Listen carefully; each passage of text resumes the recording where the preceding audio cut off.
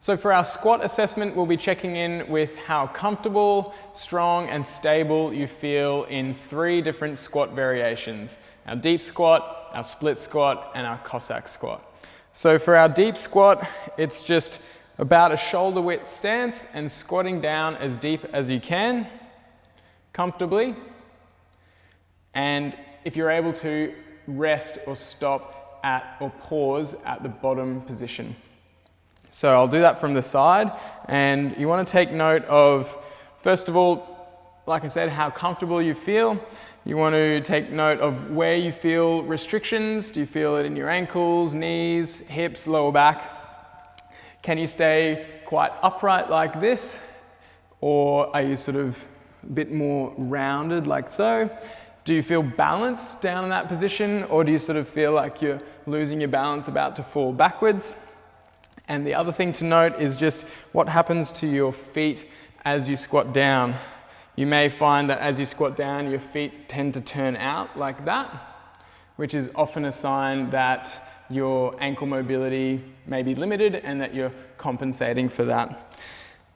You don't have to keep your feet completely straight. Some people, depending on the anatomy of your hips, you may find that you need to have a little bit of a turnout in your squat. But if you're fully turning out like this in order to squat down, it is a sign that your ankles may be contributing to that. Something you can do if you've got a soulmate or something that you can raise your heels up on is do the same thing, but with your heels elevated and your toes on the ground, and just note how that changes your squat. Do you feel more comfortable? Do you feel more balanced? And that is again a sign that your ankle mobility may need some work. For our split squat, many of you may know this is a lunge, but just on the spot, you're taking one leg back like so, and then squatting down, taking this back knee down towards the ground.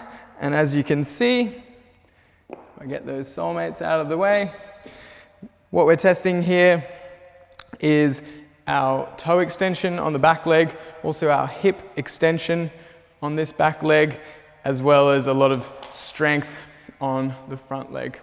So if you're finding you're limited in this movement, then you could try, again, if you've got a soulmate, you could try putting your toes up on the soulmate, and that will take away the toe extension demand, and it'll just be all about that hip extension.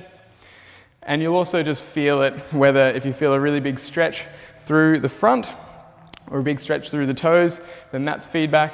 And also just take note of how upright you're able to keep your trunk, or as you squat down, are you having to sort of lean forward like that? That's a sign that that hip extension might be limited.